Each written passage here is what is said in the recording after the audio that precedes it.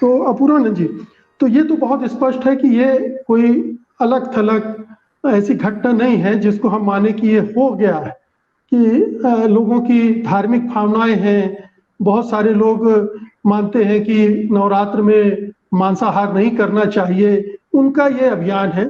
ये मानना गलत होगा, ये एक सुनियोजित अभियान है। और एक ये धारणा भी हो सकती है इसके पीछे, खासतौर पे बहुत सारे हिंदुओं में ये धारणा बैठाई गई है कि मुसलमान ही मांसाहार करते हैं, मुसलमान ही मांस का कारोबार करते हैं। बाकी तो सब हिंदुओं में बहुत सारे लोग खाते हैं, लेकिन उसको अनदेखा किया जा सकता है। अनम्यूट कर लीजिए।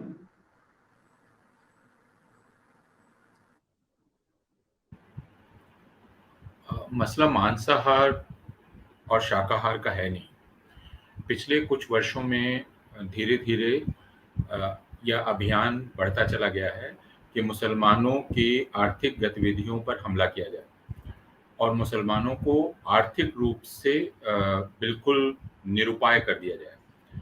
तो वे जिन जिन पेशों में हैं, ज़्यादातर जैसे बूचड़ खाने के पेशे में वे हैं, या फिर छोटी छोटी गोश्त की दुकानें उनकी हैं, या मुर्गे की दुकानें उनकी हैं, या अंडे की दुकानें उनकी हैं, तो इन पर हमला करके मुसलमानों की आर्थिक रीढ़ तोड़ दी जाए। यह अब बहुत स्पष्ट एक अभियान है और यह सिर्फ मांस की दुकानों पर नहीं है।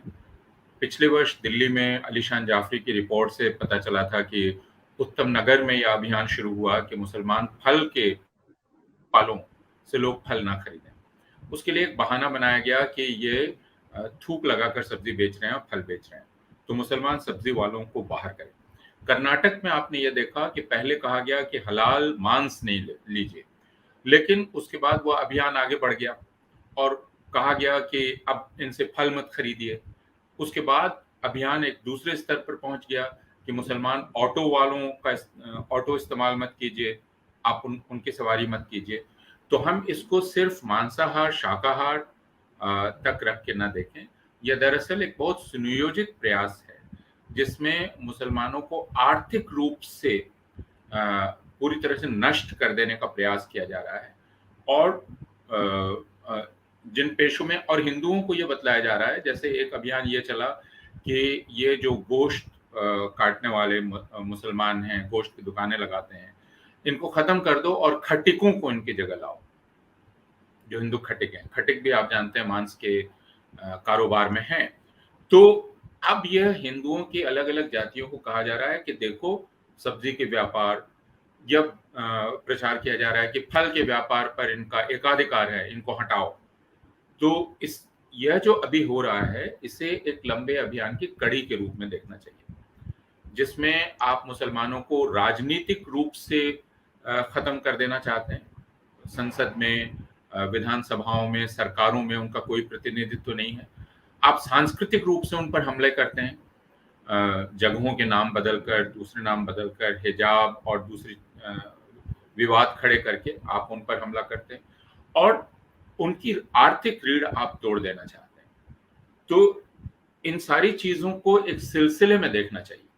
ये एक सिलसिला है और हिंसा का माहौल लगातार पैदा करना, जैसे रामनवमी हो या कुछ भी हो, जिसमें आप मुसलमान मोहल्लों में घुसते हैं और इसको अपना अधिकार मानते हैं कि आप मुसलमान मोहल्लों में घुसकर उनका अपमान करेंगे, उनको गाली गलौज करेंगे, और उन्हें ना तो आत्मरक्षा करनी चाहिए, ना उन्हें किसी भी प्रकार की प्रतिक्रिया देनी चाहिए। यह करने का अधिकार उनको नहीं है। आपने देखा अभी मध्य प्रदेश में खरगोन में क्या हो रहा है, बुलडोजर चलाए जा रहे हैं और मुसलमानों के घर तोड़े जा रहे हैं। यह किस कानून से हो रहा है? अदालतें चुपचाप इस खामोशी से इसको देख रही हैं। तो यह मुसलमानों को पूरी तरह से नष्ट कर देने का एक अभियान है। इस रूप में हमें इसको समझने की जरूरत है और ये सब अलग अलग घटनाएं हैं, लेकिन इन सब का सिलसिला है।